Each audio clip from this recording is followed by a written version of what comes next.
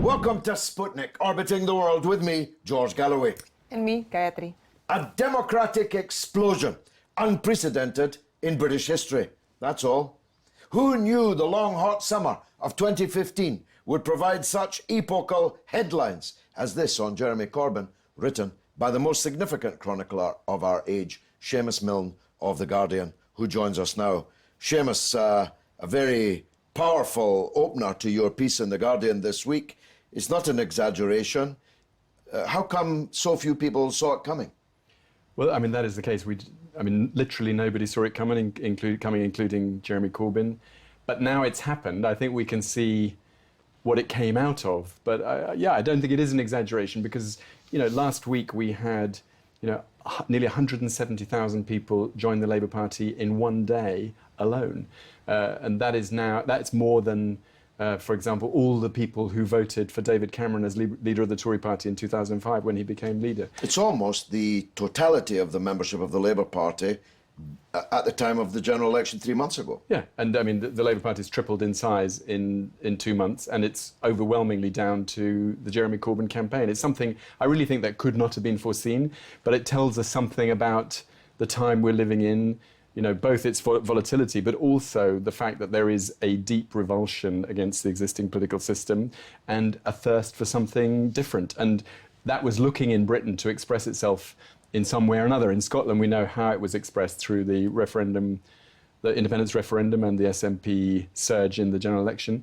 I think in the rest of the country, it's being expressed right now through this extraordinary leadership election, which at the beginning, when it started in the aftermath of the election, looked like it would be the dullest ever and a kind of reversion to old-style New Labour politics. And it's very much not like that now. Now, as someone who has been smeared and slandered, libelled, defamed all of my life, even I'm shocked at the mud they're throwing at Jeremy Corbyn. But I'm even more surprised that it doesn't seem to be working. Where is all this coming from and why isn't it working? Well, that's it. I mean, you might expect the political class who've been hand-wringing for years about the declining interest in party politics and participation of young people in particular in politics. You'd think they'd be delighted that hundreds of thousands are pouring into one of the two main political parties to take part in a democratic election, but not a bit of it, of course. They're absolutely in paroxysms of anxiety because for once, one of the main two political parties is being opened up to a genuine popular surge. And so they're trying everything. We've had one New Labour grandee after another wheeled out to denounce this process, to denounce Corbyn, to say that this is the road to electoral oblivion.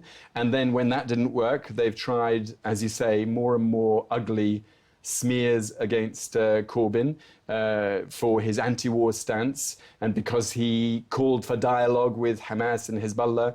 When Tony and Russia. It's apparently a great scandal to want better relations with Russia. And when Tony Blair, who has said that this is Labour dropping off a cliff, has met the leader of Hamas 4 times in the last 3 months. So it's a kind of pretty bizarre Alice in Wonderland kind of attack. But it's now got nastier still. They're trying to smear Corbyn by association with anti-Semitism. I mean, it's a really ugly campaign, I think. Very ugly. Now, he's 66 years old.